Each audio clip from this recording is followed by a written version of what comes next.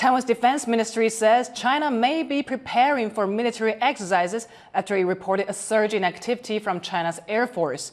We go live now to our newsroom where our defense reporter Jaime Ocon has been following the developments. Jaime, what do we know so far? What we know so far from Taiwan's military is that as of 8:42 a.m. this morning, China has designated a zone for live-fire shooting drills about 75 kilometers off the coast of the southern city of Kaohsiung.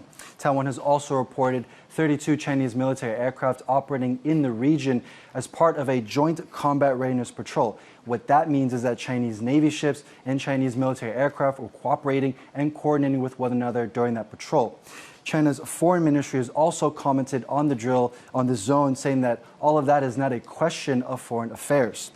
Now, while we don't know how long the drills will last, what we do know is that this zone is in international waters and that China did not give a proper warning beforehand. In fact, only a temporary radio warning was made just before the zone was announced, and that's drawing a pretty big reaction, a pretty angry response from Taiwan's defense ministry. Take a listen. 所谓的联合战备警巡期间，更公然违反国际惯例，无预警。对此，国防部表达严厉谴责，并及时检派海空以及陆岸兵力监控警戒，适切应处。 Now, in addition to that, Taiwan's military is also pointing out to the recent short notice live fire exercises that China also conducted, but off the coast of Australia last week. And they're saying that all of that activity is undermining the status quo and that it's a clear demonstration that China is the biggest threat to peace and stability in the Taiwan Strait. And again, all of those are words coming from Taiwan's defense ministry. Jaime, we're also hearing that Taiwan's Coast Guard is on alert as well. Is Taiwan facing any other kind of threat right now? Yeah, well, it's not just China's military activity that's causing a concern for Taiwan. It also seems to be that suspicious cargo ships are also keeping Taiwan on alert. Just yesterday, Taiwan's Coast Guard was monitoring a cargo ship that was sailing pretty suspiciously around one of the country's undersea cables. And then one of the operators and the providers of that cable said that it had snapped, it had disconnected, and now a full investigation is underway. This is the moment Taiwan's Coast Guard stops and intercepts a suspicious ship on Tuesday afternoon. Called the Hongtai, it had been sailing in waters off the coast of Tainan for almost 3 days and flying under the flag of the West African nation of Togo. But after a submarine cable was cut, the Coast Guard moved in. The ship and its 8 crew, all Chinese nationals, are now detained and under investigation for damaging the cable. China's foreign ministry is downplaying the issue. 我不了解你提到的有关情况，这也不是一个外交问题。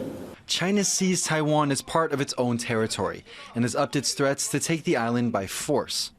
Not only deploying dozens of aircraft and Navy ships around Taiwan every week, but also using its Coast Guard and fishing fleets to harass Taiwan's maritime border. Exchanges like this one between the two countries are now a regular occurrence. 中国海警14608，这里是中华民国海巡署 EP3556警广播，你已进入中华民国境限制水域，严重破坏区域和平稳定，影响海上航行安全及操作秩序，请立即转向驶离，请立即转向驶离。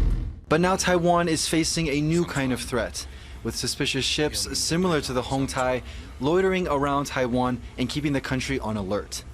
Many analysts say that the ships are part of a shadow fleet from China, secretly looking to sabotage Taiwan's 14 undersea internet cables, which are vital to keeping Taiwan connected with the rest of the world. So far this year, 3 cables have been damaged or completely cut. This is clearly an orchestrated campaign, and we don't have to think very hard to think about who might be behind such a campaign, who would want to harass Taiwan in this way. I think that Taiwan now lives in is you have to now start thinking in terms of building your resilience against attacks like this. This incident is raising concerns, however, about how these mystery ships are operating around Taiwan. Observers say that the Hongtai, under a different name, had been sailing around Taiwan before, also near cable areas.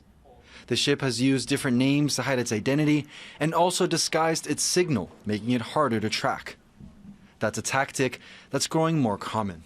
If you see that a ship is sort of loitering around a particular area, and then the next day you look and there's a different ship loitering there, but actually it's the same ship, but maybe you don't notice that because you don't take the time to dig into it or whatever.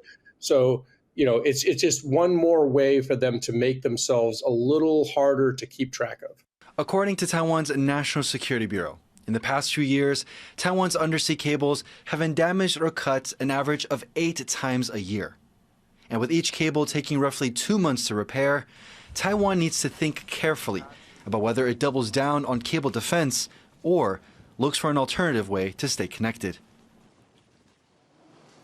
It's important to remember that China has the world's largest navy. And when you add Coast Guard ships, fishing vessels, and now these suspicious cargo ships, it's just way too much for Taiwan, or for any country for that matter, to handle the sheer variety and the number of threats in the Taiwan Strait. So this is going to be a growing concern for Taiwan, as it's not only draining resources, but it's also draining manpower.